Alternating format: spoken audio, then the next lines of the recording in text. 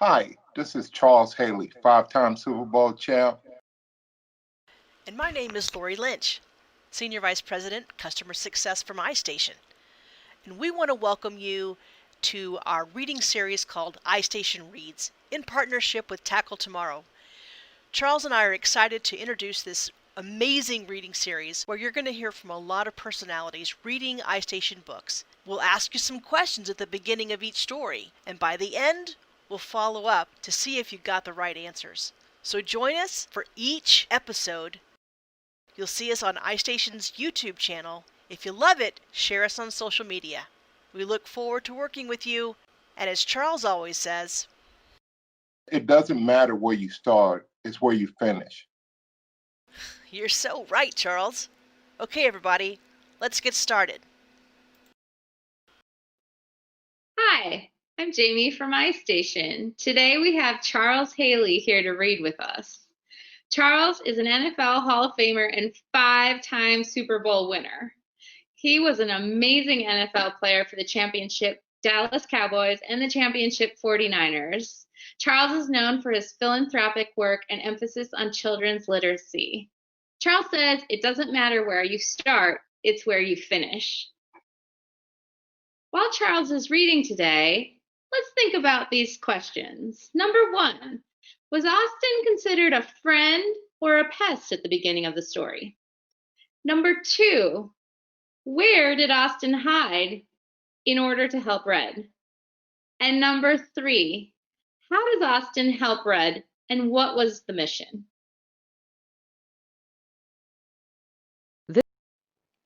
Hi, this is Charles Haley, five-time Super Bowl champ. I won 3 Super Bowls with the Dallas Cowboys and 2 with the San Francisco 49ers. It's my pleasure today to be talking to you guys from Istation. They've done so many great things in reading for kids. I want you to know a little bit about me. I've always had trouble reading, but I have always tried to overcome it. I do not let it be a hindrance to my ability to be great. So every day you get up, it doesn't matter where you start, it's where you finish. So always remember, greatness is not born, it's made. What are you going to do today to be great at reading? That's the question you should ask yourself every day. Okay, today I'm going to be reading The Hero by Sarah Grant.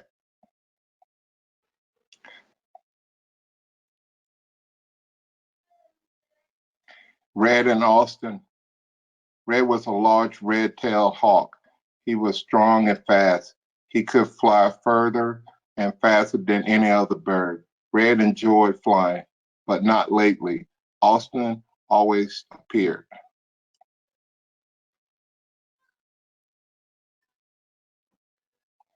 Austin was a small sparrow that followed Red constantly. He wanted to be his friend because Red was his hero. One day Red yelled, "Stop following me. I do not like scrawny little sparrows hanging around me."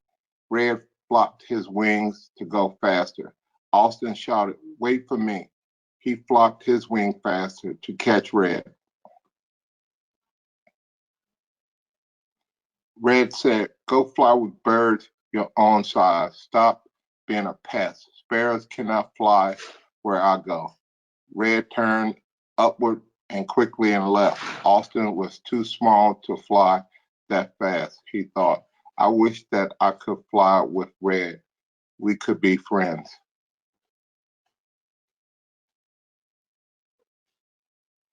Austin looked down and saw Dr. Grizzly. He went to see him. He asked, "Where are you going, Dr. Grizzly?" "I was called to the castle. King Lawrence is ill," said Dr. Grizzly. "Can I help?" asked Austin. "Let me see," said Dr. Grizzly. Austin perched on a tree branch and waited. Dr. Grizzly came back and said, "I must make a cup of tea to help King Lawrence."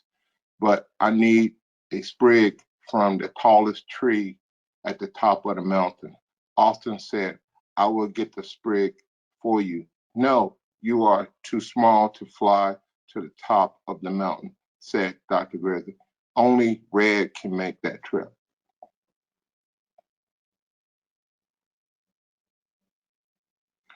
Austin Hart was sad.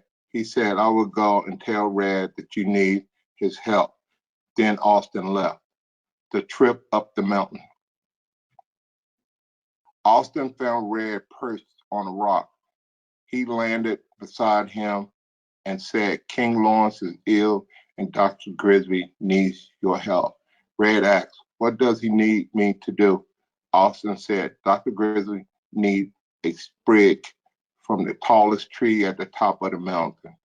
That is a long trip. It is getting dark, said Red. I'll go at dawn. Take me with you, begged Austin. I can help. No way.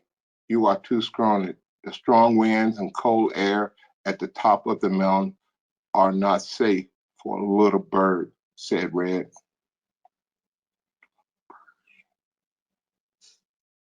Austin's feelings were hurt. He went back and told Dr. Grizzly that Red was gone at dawn. Then Austin left. He really wanted to help. At dawn, Red started his long trip up the mountain. He flopped his wings consistently to hurry. His wings felt awful because he had been flying for a long time. When Red was close to the top, he could hardly breathe. The cold air made him feel weak. Red was huffing and puffing. I cannot go on. What am I going to do? I must save the king, thought Red. Just then, Austin popped out from the back of Red's neck. The wind was blowing hard and the air was cold. Where did you come from? Whizzed Red as he struggled to fly. Austin said, I hid on the back of your neck while you were flying. I want to help, he said. How can you help? Asked Red, still trying to breathe. I can fly from here to the tallest tree to get the sprig, said Austin. It is not safe. This is no place for a Crony Sparrow, said Red. I may be small, but I think I can do it, said Austin. He flopped his little wings and left. Friends, Austin thought, now it is up to me. I must get the sprig.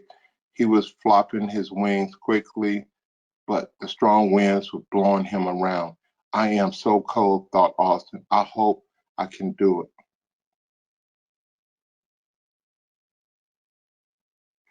At last, he spotted the tallest tree. Austin struggled to get to the top. He landed on a branch and broke off a sprig. He started flying back, but he was cold and tired. How much further do I have to go? Gasped Austin. He struggled to breathe while holding the sprig and flying. Then he dropped the sprig and gasped for air. Just then, Red appeared and grabbed the fallen sprig in his claws. He went up to help Austin. Quick, land on my back and I will fly you down the mountain, said Red. Austin landed on Red's back and off they went. At last, they saw Dr. Grizzly. He grabbed the sprig and went to make the tea. King Lawrence swallowed the tea and went to sleep. He is resting. That is good, said Dr. Grizzly. He will be better in the morning. Dr. Grizzly went back to thank Red. He said, you saved the king. You are a hero. Red said, I had help. Austin had to fly to the top of the tallest tree to get the sprig. I could not make it by myself. He is the hero. Dr. Grizzly said, well, I like the way the two of you helped each other. I will talk to the king about this in the morning. Red looked at Austin. He put his wings around him and said, "Thank you for your help. You can fly with me anytime." Austin was happy. He was Red's friend at last.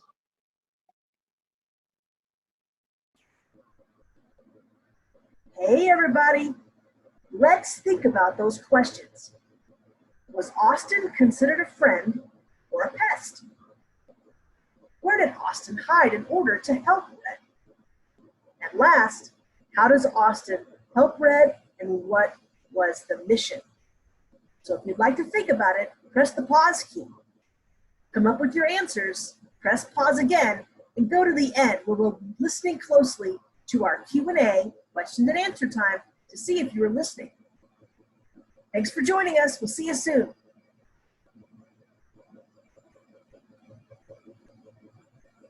Now that you've heard Charles read our story, let's get back to our questions.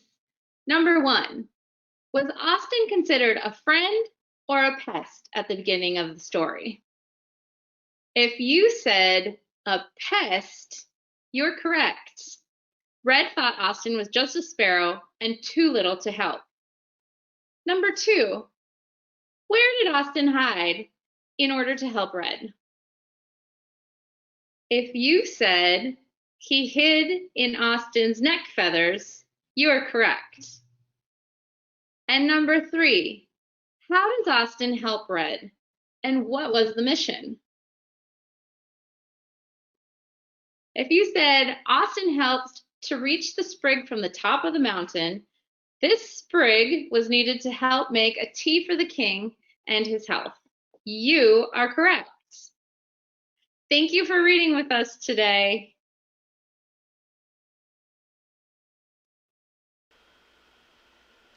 Lori here again. Thanks again for joining us. We hope you enjoyed the story. Remember, tune into our Istation YouTube channel to check out Istation Reads. If you love us, share us on social media. Hope to see you again real soon.